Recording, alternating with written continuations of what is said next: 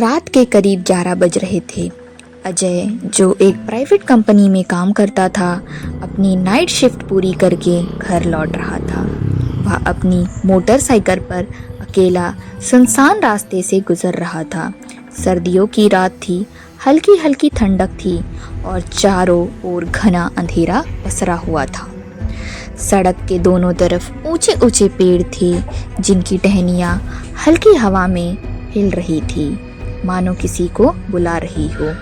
अजय रोज इसी रास्ते से जाता था, लेकिन आज माहौल कुछ अलग था। उसे ऐसा महसूस हो रहा था कि जैसे कोई उसे देख रहा हो। वह अपने मन को समझाता रहा कि यह उसका भ्रम है और उसने अपनी बाइक की स्पीड बढ़ा दी। तभी अचानक उसकी बाइक की हेडलाइट के उजाले में एक सफ़ेद साड़ी पहने हुए औरत दिखाई दी, जो सड़क किनारे खड़ी थी। उसका चेहरा नीचे झुका हुआ था और उसके लंबे बाल चेहरे को ढके हुए थे। अजय ने सोचा कि शायद यह कोई ज़रूरतमंद औरत है जिसे मदद की ज़रूरत है। उसने अपनी बाइक रोक दी और धीरे से पूछा, आपको कहाँ जाना है? उस औरत ने बहुत ही धीमी और रहस्यमय आवाज़ में कहा, बस थोड़ा आगे। अजय को उसकी आवाज़ सुनकर थोड़ा अजीब लगा, लेकिन उसने ज़्यादा ध्यान नहीं दिया और बोला, आइए बैठ जाइए। वह औरत बिना कुछ कहे धीरे धीरे बाइक के पीछे बैठ गई। अजय ने बाइक स्टार्ट करी और चल पड़ा। कुछ मिनटों तक तो सब ठीक था, लेकिन फिर उसे एक अजीब एहसास हुआ। पीछे बैठी औरत का वजन धीरे धीरे बढ़ता जा रहा था। पहले तो उसे लगा कि यह उसका भ्रम है, लेकिन कुछ ही सेकंड बाद उसकी बाइक असामान्य रूप से भारी हो गई। अब बाइक चलाना मुश्किल हो रहा था, मानो कोई बहुत भारी चीज़ उस पर रख दी गई हो। अजय का दिल तेजी से धड़कने लगा। वह कुछ कहने ही वाला था कि उसके अचानक एक ठंडी हवा का झोंका महसूस हुआ। उसने बाइक के रियर व्यू मिरर में देखा और उसका खून जम गया। वह औरत अब सामान्य नहीं दिख रही थी। उसके लंबे बाल हवा में उड़ रहे थे और उसका चेहरा इंसानों जैसा नहीं था। उसकी आंखें पूरी तरह सफ़ेद थी, उसकी त्वचा झुर्रियों से भरी हुई थी और उसका मुंह इतना चौड़ा था कि कानों तक फटा हुआ लग रहा था। अजय की हालत खराब हो गई। उसका पूरा शरीर कांपने लगा।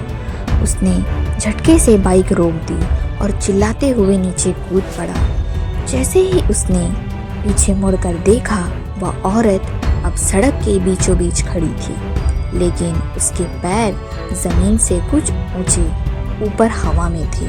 वह धीरे धीरे हवा में ऊपर उड़ने लगी और उसकी डरावनी हंसी पूरे इलाके में गूंज उठी। अजय को अब समझ आ चुका था कि यह कोई आम औरत नहीं है, बल्कि एक चुड़ैल थी।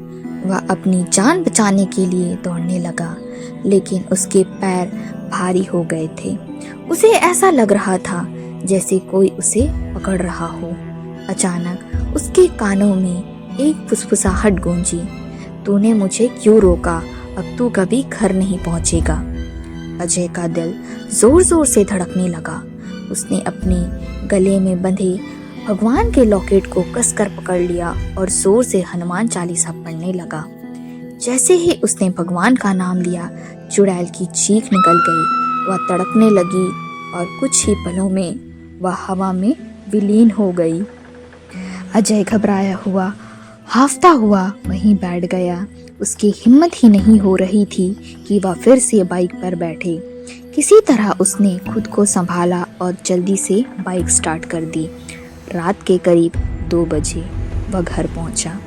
उसकी माँ ने दरवाज़ा खोला और उसे देखते ही चौंक गई। अजय का चेहरा सफ़ेद पड़ चुका था, आंखें फटी हुई थी और बुरी तरह से काँप रहा था। उसने माँ को पूरी घटना बताई तो उनकी आंखों में भी डर झलक आया। माँ ने तुरंत घर में गंगा जल छिड़का और हनुमान चालीसा का पाठ किया। अजय को उस रात नींद नहीं आई। अगले दिन जब उसने उस जगह के बारे में अपने एक दोस्त से पूछा तो जो बात सामने आई वह और भी डरावनी थी। वह दोस्त बोला, तू बहुत बड़ी गलती कर बैठा। उस जगह पर कई साल पहले एक औरत की लाश मिली थी। लोग कहते हैं कि वह किसी हादसे का शिकार हुई थी और तब से उसकी आत्मा वहीं भटकती है। जो भी उसे लिफ्ट देता है उसके साथ कुछ ना कुछ बुरा जरूर होता है। अजय के रोंगटे खड़े हो गए। उस रास्ते से कभी ना जाने की कसम खा ली, लेकिन क्या चुड़ैल सच में चली गई थी या फिर वह किसी और शिकार की तलाश में अब भी वहीं खड़ी थी? ऐसे ही इंटरेस्टिंग स्टोरीज के लिए हमारे YouTube चैनल रियो स्टोरी बुक को सब्सक्राइब करें।